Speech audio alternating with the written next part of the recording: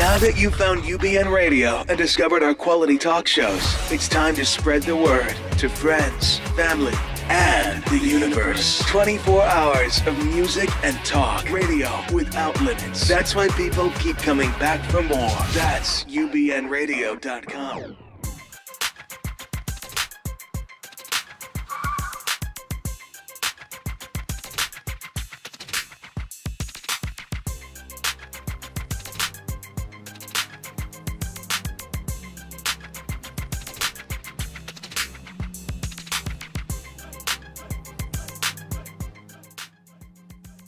It's time for the Bonnie Sher Show, a whirlwind of wit, wisdom, celebrity, and the boomer life.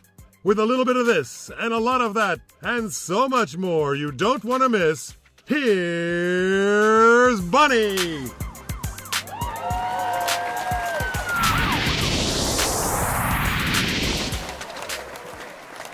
Yeah, it's Bonnie, and thank you, old friends and new, for tuning in, calling in, and joining our chat. First of all, I'd like to say thanks to Wayne Cobham for my super duper theme song.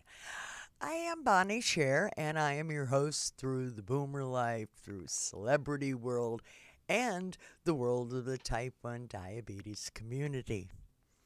Today's guests are documentary maker Lisa Hepner and Rick Phillips, a member of the T1D community. So if you have a question or if you have a comment, please, you can call us at 323-843-2826, or you can follow us on the hashtag BSherRadio. That's BSHER Radio on Twitter. So now you'll settle in, settle down, and say hello to my first guest, Lisa Hepner.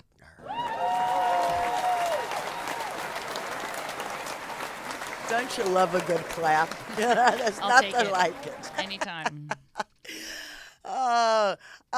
Lisa, first of all, I'd like to thank you for taking the time out of your obviously busy life to come and chat with us today. I know that the name of the documentary that you are putting together, and I believe also directing, is called The Human Trial. And could you please, seeing as you're much more familiar with the intricacies and whatnot, could you please tell us, start off with, I happen to know that you're a T1. Yes. Okay. Yeah. So without going into a grand story, I'd like our listeners to know sort of how did you decide to do a documentary? What led up to this? What had you been doing? And what gave you the impetus to move forward on something like this, which I just think is fabulous? So please tell us. Thanks, Bonnie. I'm so happy to be here on your show. I'm happy you're here. Yeah, so it's been a long road that led us to the film The Human Trial. I've had type 1 diabetes for about as long as actually I've been making nonfiction television and films. And so that would be 25 years. I've had type 1 25 years. Okay. And so actually I was living in New York City, newly married, and doing my career in film and television. And I was happily doing that. And one night I had a very bad hypo, and my husband said to me in the morning, Lisa, we should do something about this. We need to tell the story of what type 1 is really like. And my husband's a cinematographer and a producer-director, and I'm a producer-director. And so he said, we need to put our heads together and make a film about this disease. No one's really made a big film about type 1 or diabetes for that matter. So that was in 2009. And that eventually led us to the story of The Human Trial, which we started in earnest in about 2012, late 2012. So, yeah, it's been an eye-opening experience from day one. and I take it they were receptive to have you coming in and following their work. That's really terrific. It took me some. I'll It took bet. me some time. I'll bet. I had to I'll use bet. all my producerly persuasive powers to. Oh You're very intimately familiar with those, and it took me actually 1 year to negotiate access, and it's pretty unprecedented what we're doing in terms of following a clinical trial, a major clinical trial in real time. I mean, we have access to the patients. We have access to the researchers, the scientists who are working feverishly to get this product to work. Now, ViaCyte is in San Diego, am I correct? Yeah, they're in La Jolla. Close enough. Okay, so they're Southern Californians is what they are. Absolutely. There's a few transplants in there for sure. But definitely, yeah, they're down in the biotech corridor. That's amazing. So at what stage are you now with the documentary? So, yeah, we've been filming for a couple years now, and we are, I would say, halfway through production, and we are waiting for cohort 2 to start because cohort 1 was the first group of patients, and they're still in cohort 1 testing the safety of the device. We are waiting to film with the patients in cohort 2 where the patients will get a therapeutic dose of these insulin-producing cells. So, in essence, we're looking for the aha moment. Would you ever consider wanting to be one of the test patients? I certainly have been asked that, and absolutely, once this film is done. There's a lot of work to do behind the camera. Yes, yeah. Oh, well, absolutely. And then, of course, editing and post-production and all of that good stuff. So when do you think we might be able to see this? Is there anything that's really holding you back yet other than waiting for this second piece to begin? Is that basically what's holding you back now once that happens? I mean, I see that you've listed it as a feature documentary, which I really like that concept, because when I think of feature film and diabetes, I watch it every time I'm feeling too big for my own self, and I watch Steel Magnolias. That's always a real wake-up call. Except we were just talking about it. That was my story, except that, well, I lived, but... where do you see it going? Where would in your filmmaker's mind and in your T1 diabetic heart, what do you want this to do? Yeah, so you asked some really good questions. First, when will this film be done? Well, we're looking at the end of 2017. It would be great to premiere it at the Toronto Film Festival. It has that wonderful tie-in with obviously Banting and Best. And of course, or Sundance. Every filmmaker aspires to a A-list film festival like that. And what do I want this film to do? I want this film to change the way the world views diabetes. I want this film to show what it's really like to live with this invisible disease. We look healthy. Right. I think we're kind of imposters in that way. Right. We can do our very best, right, keep our sugars in as good a control as possible. But I think, it's inevitable after many, many years of living with it that you will probably have at least a minor complication or two that could lead to larger complications. Nobody understands that. And not nobody, that's not true. But the general public doesn't really understand that. People who live with the disease or care for someone with the disease get it. But there are even physicians who don't get it. I mean, they're very, we'll talk about the endos right now, maybe some primary cares, but basically endos, and it's about, watching your numbers and your food. And I don't know if it's equal between men and women, but I know I don't run on gasoline, I run on emotion. And I have seen what emotions will do to my glucose, no matter how well I use my coverage, no matter what I'm eating. So there is that extra component that is something that I don't know how they're going to make allowances for unless there is something that can you know, I don't know. I don't know. I know I've been listening to there's going to be a cure in 5 years for 49 years. And yet, sometimes I do get discouraged. But on the other hand, I've made my own peace with my disease now. But the work that you're doing is so important because to counterbalance me, okay, there need to be people who still can maintain great faith that there's something that can be done. I haven't seen it yet. I wish I could be standing behind your eyes now. And maybe that's what I'll be able to do by virtue of seeing.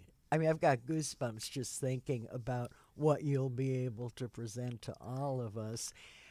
And it's so damn important. And tell me your husband's name, please. Guy Mossman. Okay, Guy, here's a shout out to you, baby. You married a heck of a woman, and you guys are doing great work. So keep it up. In doing this, have you, I don't know if you're able to talk about this, but do they give you access, does ViaSight give you access to chatting with their patients? Yes, we do. We are able to do that. Now, it's a blind study, meaning that ViaSight cannot know the identity nor interact with the patients. Understood. We are able to interact with the patients, but obviously we've signed an NDA. Yes. So we can't report back to ViaSight any information.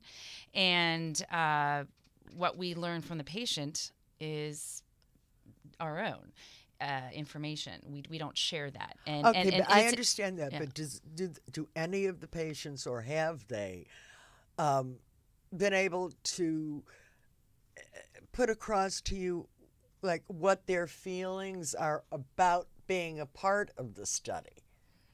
And have you found that to be positive? Yeah, no, that's a great question. You know, I didn't understand clinical trials until I started this film. I didn't really understand what it was like to be a patient in a clinical trial. I've never been in one.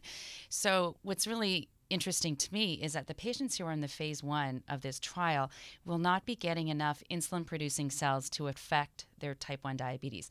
They, in essence, will not get the cure, if you will, if it works.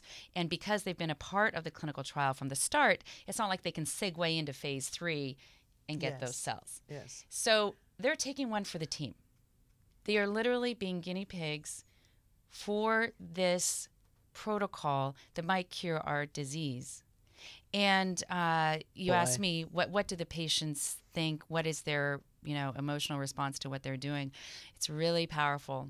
It's really powerful. Do they have to stay on site, or do they go on about their lives and come in for testing? They go on about with their lives, Okay, and they so come in. it's Yeah, pretty much like in terms of. I recently had a guest on who has received beta cells and the study at City of Hope, and that seems to be now. We were talking about encapsulation.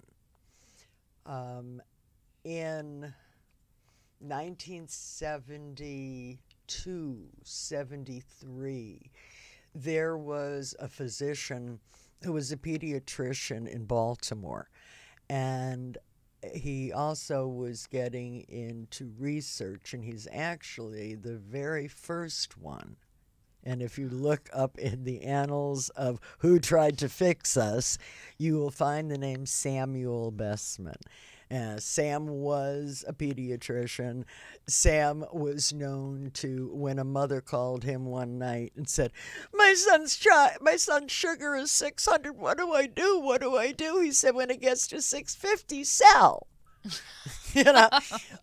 But he was brought out to SC to do research, and what he was researching was an encapsulation. So this is when he was really the first fellow that started it.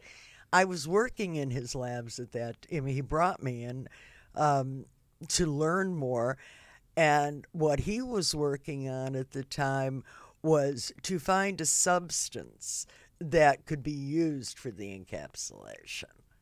And that was what, 1972? Correct. So what's so interesting, Bonnie, what is it now, 2016? I mean, they're still looking really for that encapsulation material. And he brought in everything. I mean, and I had this spectrophotometer. It was too big for me to move, let alone say. But that's what I was doing, is testing everything from pantyhose had just become the big rage, right? So we were trying that. He tried, everything went through those machines to see what he could use for encapsulation. And he worked on it until he was 90 years old. Wow. Well, certainly you're absolutely right. The field of encapsulation has been around for a while. And, I'm more familiar with when it started in 1993 with Dr. Patrick Soon-Shiong, and I think Dr. Camilla Riccordi from DRI was a part of it. Yes. And I know I'm missing one critical researcher, so please don't kill me for forgetting that. No, that we'll kill you for something else. Don't worry about it. Okay. And they did the first islet cell transplant. I think it was even, it was not at UCLA. I think it was in Pennsylvania. So isn't that interesting? That was 1993. And then a big milestone for this type of science was in 1999 with the Edmonton Protocol. Yes. You familiar with that? I am. The University of Alberta, right. And that's when I first learned about encapsulation. I was living in New York City. I read this article in the New Yorker, and it talked about this amazing, protocol, the Edmonton Protocol. Edmonton has long been a bastion. I mean, from Banning and Best, like we can go all the way back in diabetes history. But some of the finest research that I've read about, I mean, aside from what is coming from our country, there's work being done in Tel Aviv. There's work being done, enormous amount of research coming out of India, where they are plagued as we are. And Canada. That's what I was saying. It's still coming out of Edmonton. I'm Canadian. So you are? I am Canadian American. I have an American passport as well. Okay, you can stay. I have to vote. Don't forget. It's an important election. Yeah, very important. By the way, if you didn't notice, can you see that? Okay, no bigotry, folks. Here, hold on. We got to have a picture. Isn't this fun? Picture time. Yay! There you go. My intern with the camera. An important message, though. A very important message. It is. Bigotry sucks. I'd say that, too. Well, I'm going to ask you this. I would love to have you come back to us as time progresses, and please stay in touch with me. Let me know what's going on. Let me know if there's anything you'd like me to shout out and to keep moving. This is sort of a tricky question, but I'm going to ask it anyway. Are you fully funded now? Oh, that's not a tricky question. It is tricky for me because I have a tendency to want to grab my checkbook, and I can't do that.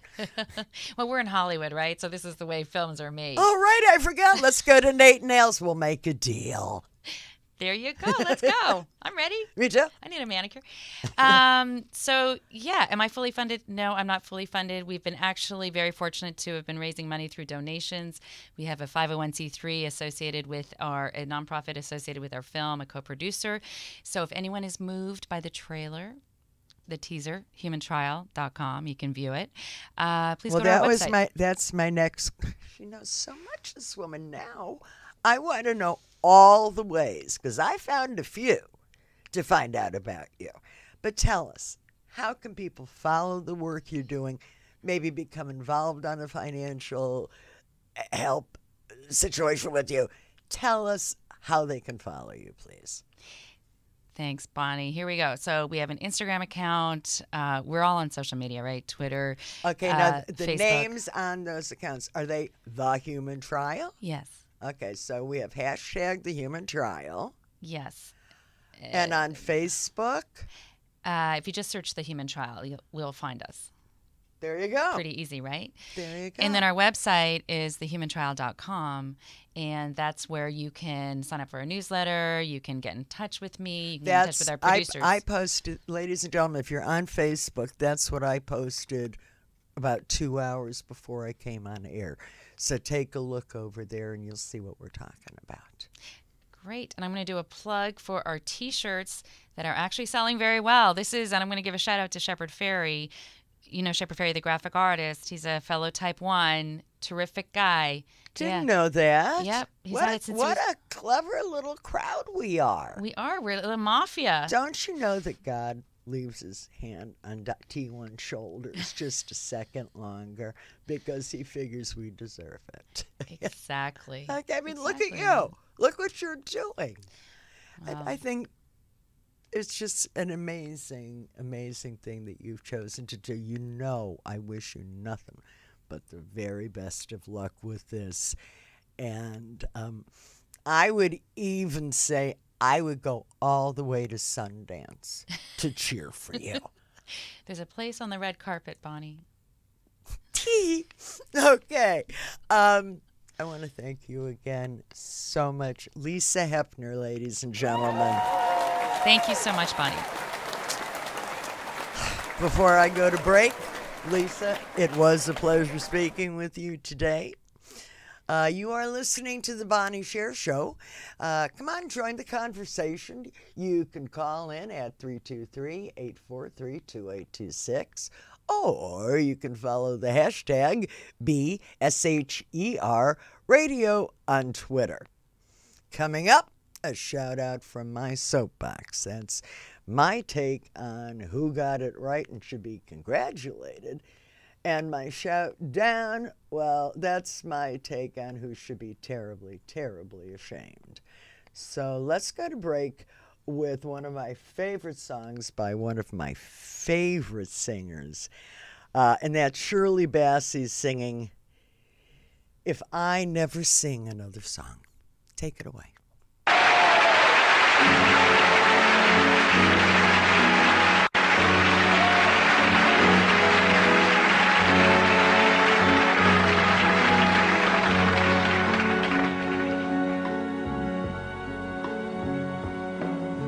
In my heyday, young man like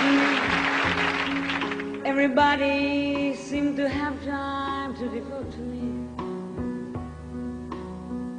Everyone I saw swore they knew me once upon a song. Main attraction, couldn't buy a seat. The celebrities would die for me.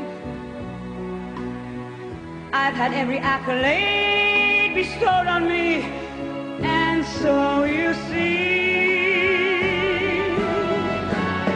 if I never sing another song, it wouldn't bother me. I've had my share of fame, you know my name. If I never sing another song, or take another vow, I would get by, but I don't know.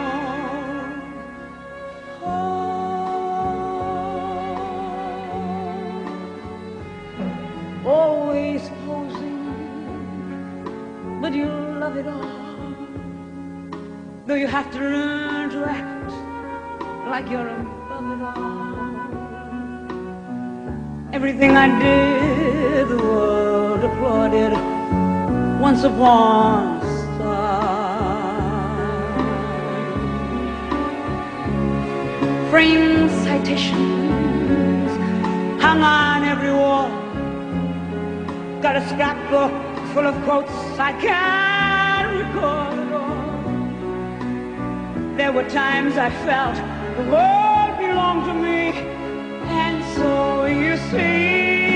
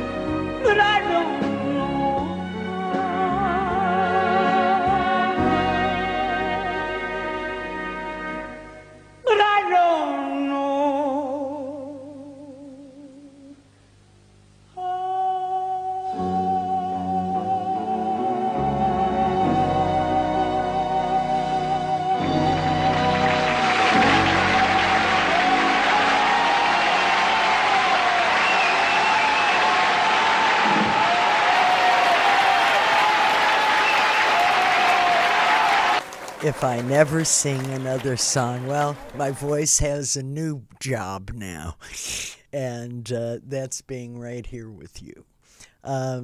Ladies and gentlemen, welcome back to the Bonnie Sher Show. Joining me in this segment is Rick Phillips, a member of the T1D community from the great state of Indiana. Welcome, Rick. Hi.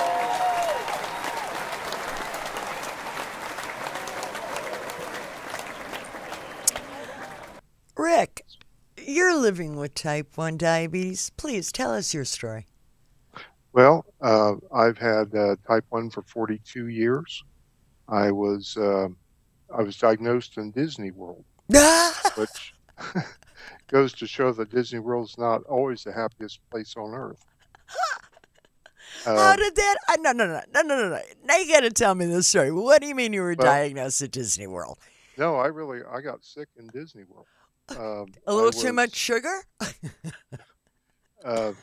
Heat? We went down there. Yeah. Things were fine when we left. And the first day was fine. The second day, I started visiting all the men's rooms and all the drink stands in the park. And my mom was type 1, so it was pretty clear what was going on. Really? Huh. And my dad, at the start of the second day, said, "Son, are you taking a poll about the drink stands in the men's rooms, or are you not feeling well?" And I said, "I don't know." So we spent another day and loaded up in the car and came back to Indiana, and I went to the hospital, and I got out of the hospital on my 17th birthday. Wow. Have you been back to That's a heck of a Disney World? diagnosis. Have you been back to Disney World yet since? It's never treated me well. No. One time I went and there was a fire in the hotel. Another time I was down there and there was a hurricane. I have never had a good time in Disney. Well, then I suggest maybe you go to see porno films. I don't know really. You know, it's crazy when I tell that story. I have found a person in England who was diagnosed at Disneyland, France, and a person in California who was diagnosed at Disneyland, California. Well, you realize every that once if you're in England and you get diagnosed in front of Buckingham Palace during the changing of the guard, they just let you die. So don't do it there. Okay. So we tweet every once in a while. The three of us tweet every once in a while that Disney owes us a vacation. It hasn't worked. Trust me. Okay. Rick, what I'm interested in knowing about with you, we were just discussing this a minute ago with Lisa, and that's as we have this disease longer, the possibilities grow ever more present of starting complications. I think personally, also those of us who started this journey as long ago as we did, before the blood testing, when we were, carrying gallons of urine to the doctor and throwing. We didn't have the kind of control, and we didn't know what we know now. And I guess that's my biggest concern, is because I've actually seen them happening to me now. When I was in my 20s and 30s, I was omnipotent, and I never believed anything would happen. But they have. Can we talk about that a little bit? What your story is at this point, 44 years in, and what you're feeling about? Because I know you and I touched on this briefly. Well, really, I am proof that technology does work. My aunt was diagnosed in 1947, and she passed in 1950. Mm-hmm. My mom was diagnosed in 61 or 2, and she passed in 1986. Mm-hmm. I was diagnosed in 74, and of course, I'm still here. I'm still here. Yay!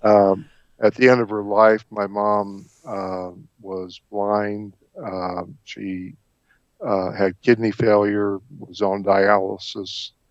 I mean, every complication that you can think of, Bonnie, she suffered, and it was a terrible situation.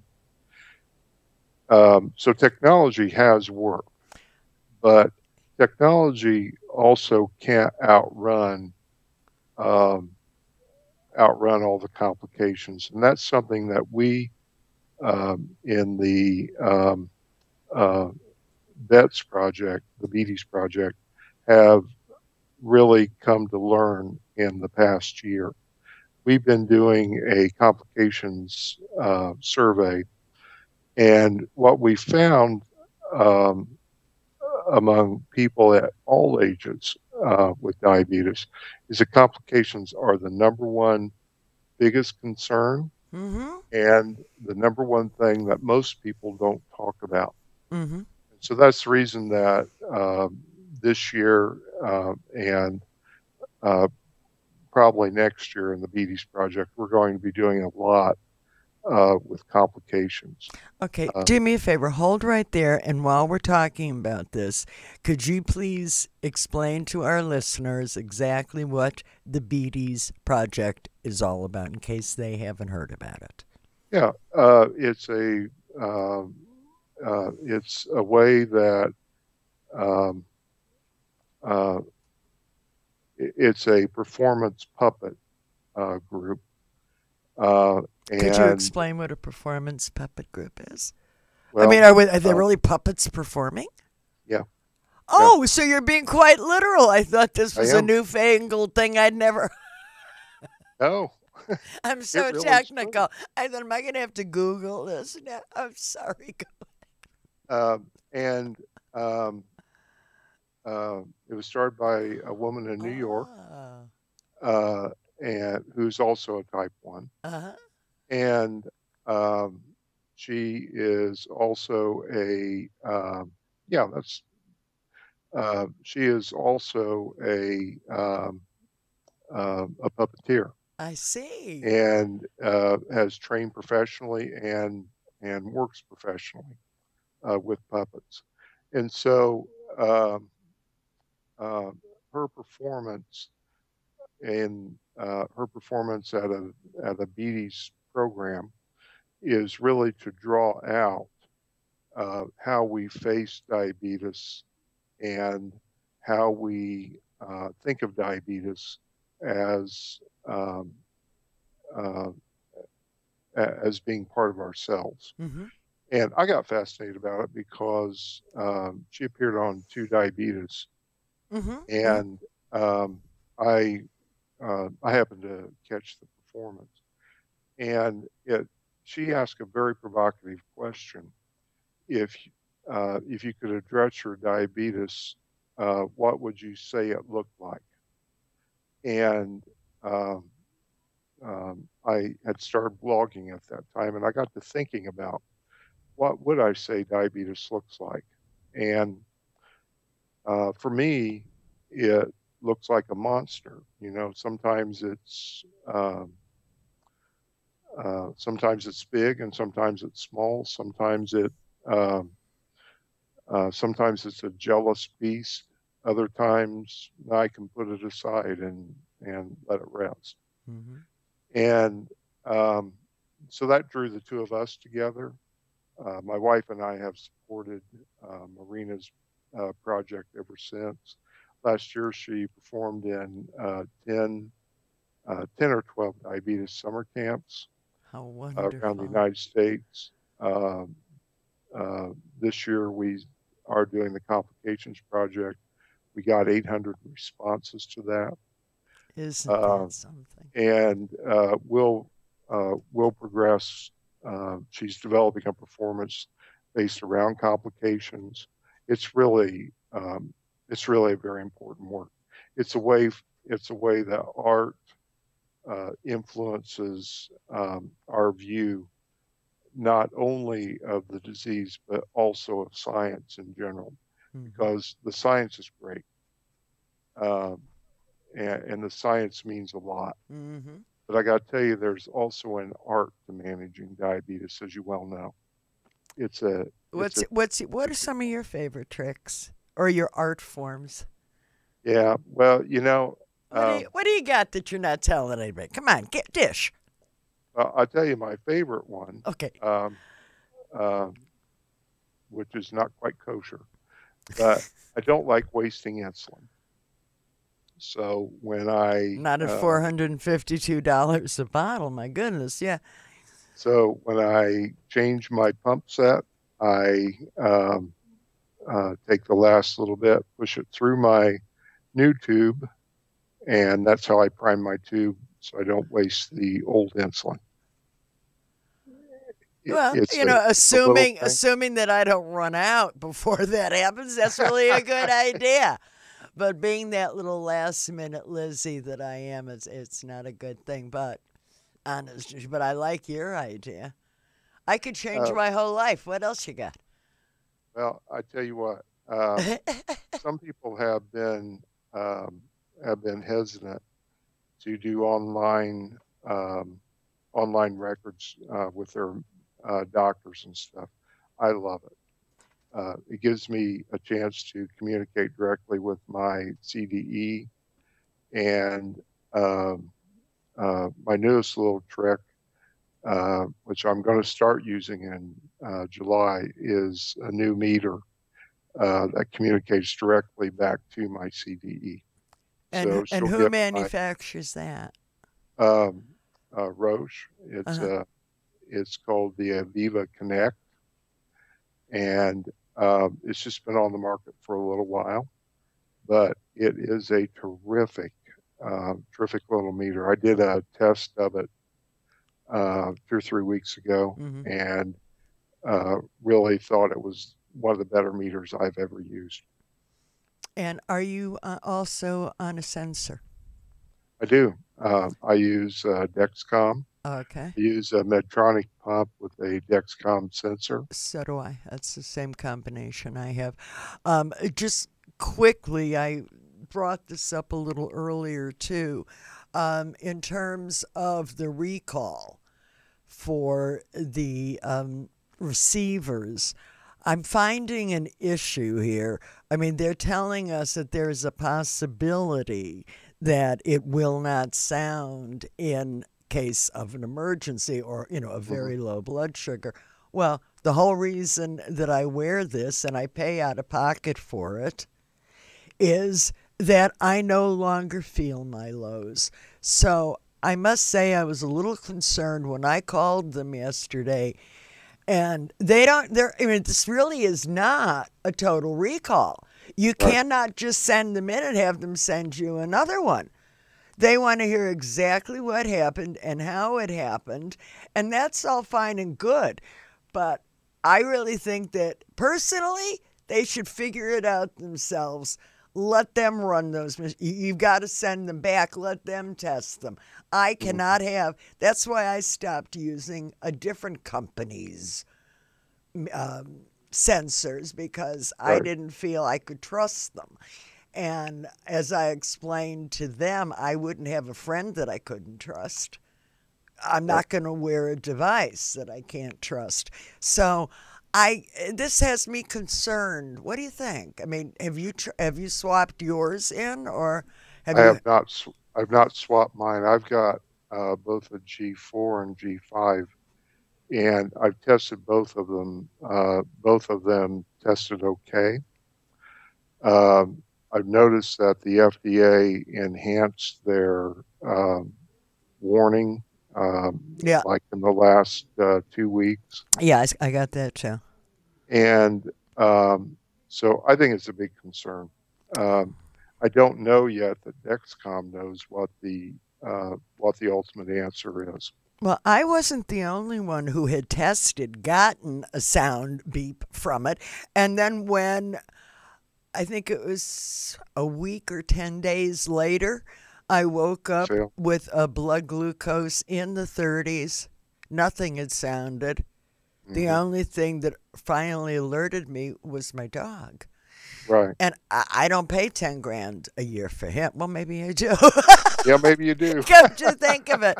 All right, so all you people who do wear a Dexcom, please be very, very, very careful, and maybe let Dexcom know that this is unacceptable. You take them back and tell us when they're right. Because in the meantime, I'm still purchasing everything from you, and now you're going to tell me it's not safe to use this? This is not what I want to be hearing. So please, everybody, keep an eye on it. Now, before I lose you for the day today, Rick, please tell us how people can follow you. I know that you write a blog. I know that you're very engaged and involved in the community. So please share with our guests how they can follow you. Well, actually, there are three ways. You can see my live taped interviews on To Diabetes. Mm-hmm. I do. For anybody who interviews. doesn't know, that's TU diabetes.com. I'm sorry, go ahead. .org. .org. TUdiabetes.org. Okay. You can also find me on Twitter. I am at LAWRPHIL. My parents gave me the name Lawrence Phillips. And so I am over on Twitter. I'm LAWRPHIL. And you thought you would confuse them and change your name? Yeah, it's Lawrence Richard. It's the greatest fun in the entire world. Well, okay, if it makes you happy. Because I can't tell you how many official records there are of Rick Lawrence, Lawrence Rick, Phillips Lawrence. Well, to tell you the truth, I wasn't quite sure how to address you, so I was just going to say, hi, Dr. Phillips. You can also find me at radiabetes.com. And that's where your blog is, am I That's correct? my blog, right? I also have rheumatoid arthritis, so you'll find me writing about both RA and diabetes. And you'll find a balanced amount on my website. Excellent. Well, Rick, I want to thank you for sitting in with me today as my Type 1 co-host. And if any of our fellow Type 1s would like to share this bit of co-hostery with me, is that even a word? It's really easy to do. All you have to do is contact me on BonnieSher.com, and I promise you, it's just that easy. Well, I hate to end this segment, but it's time for me to step up on my soapbox. Thank you, Rick. Thank you.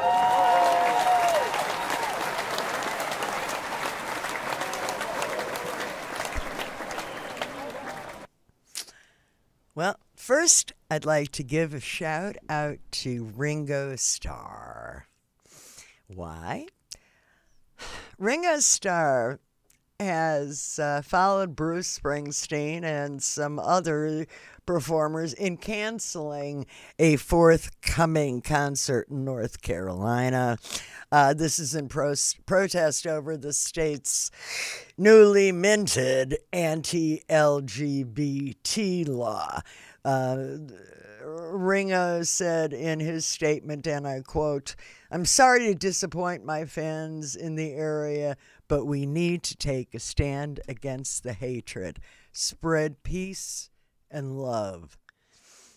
This particular law, known as HB2, prevents transgender people from using the public restrooms that correspond with their gender identity, decreeing that all public institutions must post signs saying the bathrooms and locker rooms are to be used only by those of the biological sex. It also prevents municipal governments from passing anti-discrimination laws. It is bigotry. It is an unconscionable thought to me that in this day and age, that this is occurring. This is the law of the land. So thank you, Ringo, for calling more attention to this. And it's just, and his other quote was when he said, and I quote, he felt how sad that this group of people cannot be defended. Now, my shout down. If you had an abortion in Missouri between 2010 and 2015, well, then you've made it onto the hit list of Missouri State Senator Kurt Schaefer. Schaefer, a Republican, is demanding that Planned Parenthood of the St. Louis region turn over all the medical records of women who had abortions between 2010 and 2015. And what's his excuse for doing this? Well, he says he's investigating those already proven bogus allegations that Planned Parenthood sells fetal tissues for profit. We know that isn't true. Also, if I'm not mistaken, isn't there a law of the land, HIPPA, the HIPAA law? He has no right, no business going into those records. And just in case he hasn't heard this, well, abortion is legal in this country. So, on you. And now he wants to run for, I believe it's Attorney General of the state. I certainly hope the people of Missouri say no to that. Well, look, if you have an opinion, please visit my blog at bonniesher.com/blog and sound off. Well, that's our show for today. I hope you'll return next week for another 50 minutes of celebrity of the boomer generation and with the type 1 diabetes groups.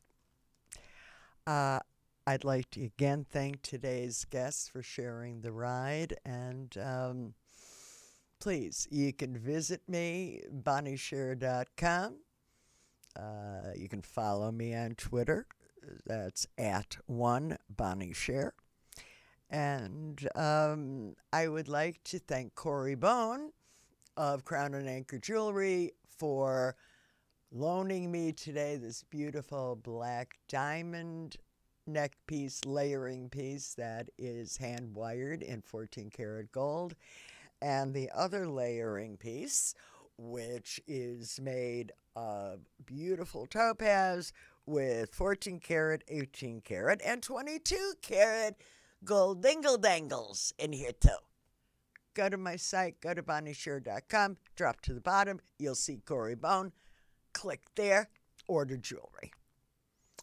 And for my friends, old and new, you probably are aware of the enormous effect and part of my life that Sammy Davis Jr. played in my career. He was my mentor, and he was my friend. And if by any chance there are speakers in heaven, then Sammy, baby, this one's for you. Take us out.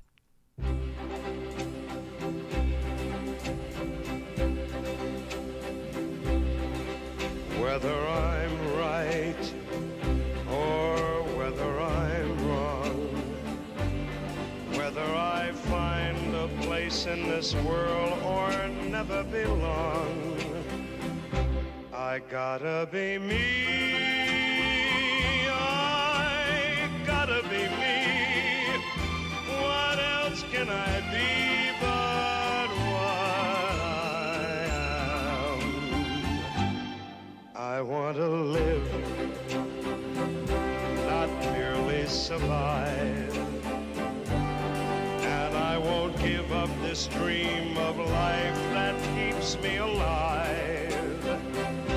I I gotta be me. I gotta be me. The dream that I see makes me what I am. That faraway prize, a world of success, is waiting for me if I heed the call.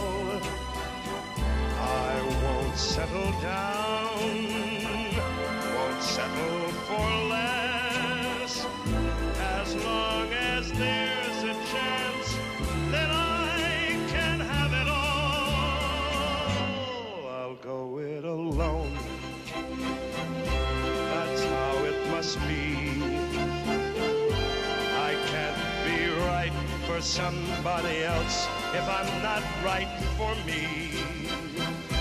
I gotta be free.